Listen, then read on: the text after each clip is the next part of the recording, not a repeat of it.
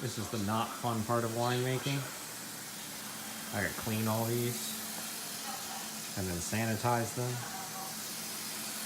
And then I can bottle my wine and cork them. It's gonna take a minute. All right, apple wine. It's coming out of my fermenting bucket, putting it into my bottling bucket. I actually have racked it twice already, so this is the third time. Normally it'd be in a carboy, but I had my cider in the carboy. So this actually sat for a month and a half being racked twice. 5 gallons of apple wine. Should be about 13% alcohol. Should be fun. Get it in my bottling bucket. I got my bottles all cleaned. I just gotta get them sanitized now. Oh, it's done. It's in my bottling bucket. There's a little bit of lees back down there at the bottom.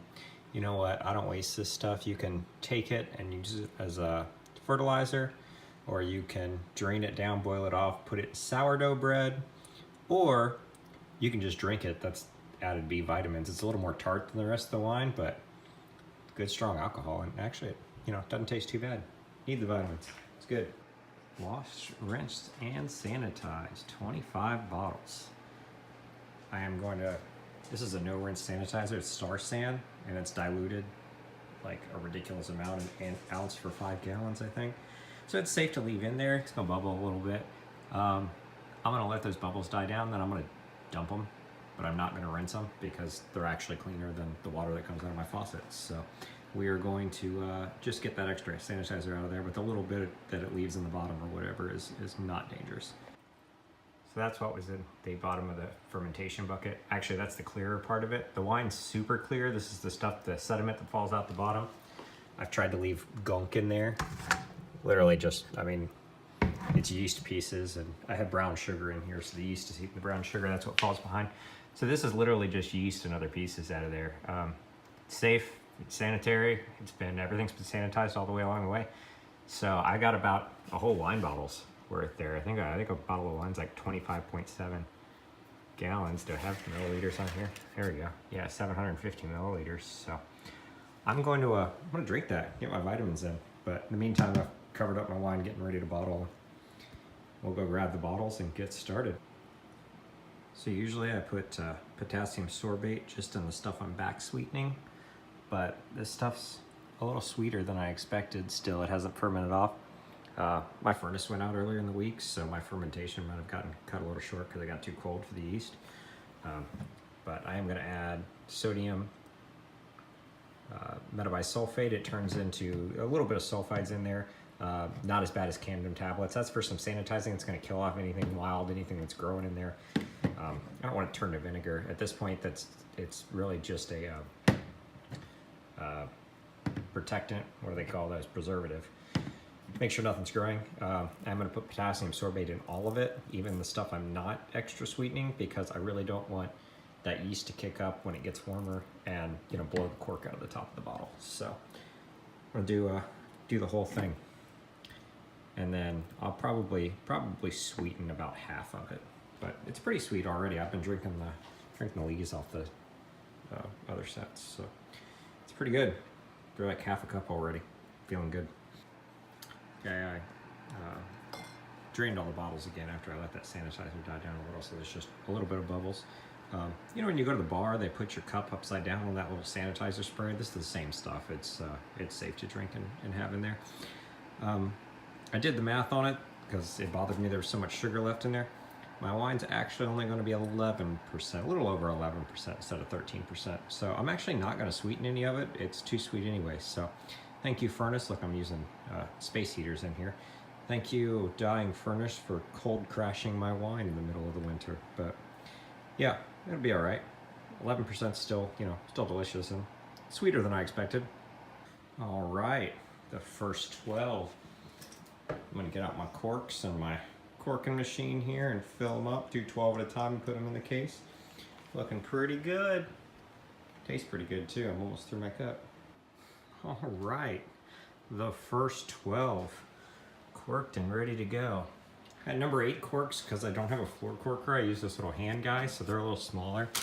I buy them from my homebrew store like that. They're like 20 cents a piece. I If I buy them by the dozen, I get them for $2 for a dozen, I think.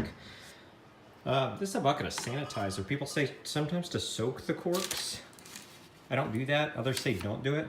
I do dip most of them in the or most of the cork, every one of them, into the sanitizer before I put them in, because if anything's coming near my wine, it goes in the sanitizer first.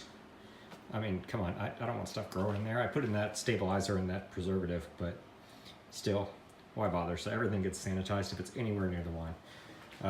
Even this cup, actually, before I threw the lees in it, I use this to carry the sanitizer to the bottles that I dump through them. So my cup is sanitized. Delicious.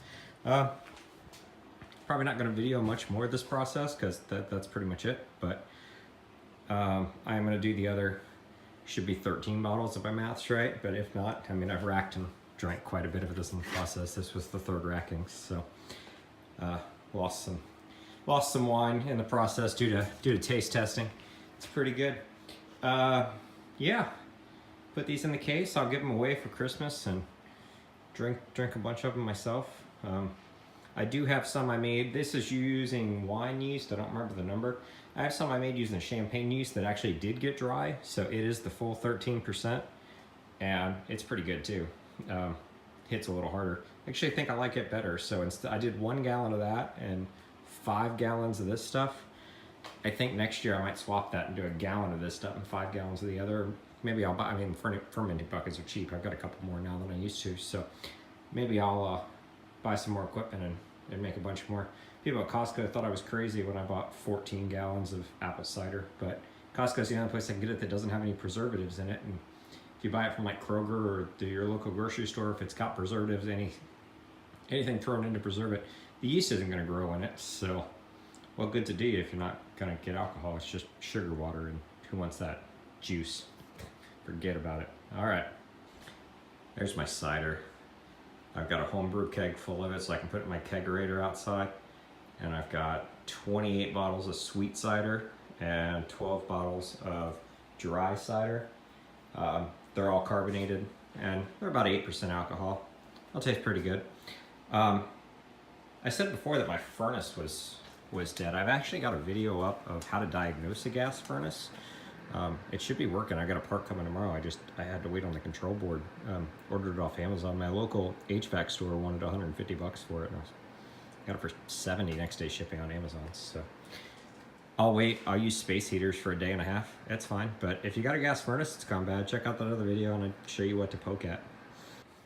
All right. I ended up with 23 bottles of sweet appley goodness. I'm not going to give too many of these away because I actually really like them. So a couple of family members, but the rest I'm going to drink. Turned out really good. I thought there'd be 25. I guess I ended up racking off too much and drinking things in between, and maybe not all of it made it in the bottle. Either way, I got 23 of them, so I cleaned and sanitized 25. I feel like I wasted a little work, but that's all right. All right, my haul for the year. I want to make more next year, probably. I don't know. It's really cheap. I haven't calculated what I've got in each of these, but I paid like $4 for a gallon of cider. So this lot came for 5 gallons of cider. I had like 70 cents in the yeast, minus other tools and chemicals I had to put in there. And I probably got $25 and 23 bottles. Can't beat that. I can't even buy my cheap $2 chuck for that. And it's pretty good. Oh, I forgot I put in some brown sugar, like 2 bags in there. So I might have $30 and 23 bottles. Either way, good time. Couple weeks work. Be ready to drink about Christmas.